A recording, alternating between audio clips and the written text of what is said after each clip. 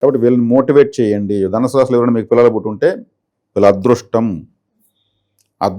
వాళ్ళు ఎంతో తెలిసి తెలియకుండా అన్ని రకాలుగా పుణ్యం చేస్తుంటేనే ధనుసు రాశిలో ఉన్న పిల్లలు మీకు పుడతారు.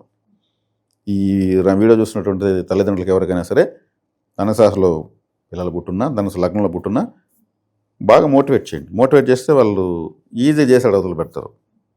అంటే very high talented, multi talented, motivate చేయాలి. చేయకపోతే వీళ్ళంత దురదృష్టం ఈ ప్రపంచంలో ఎవరు లేరు.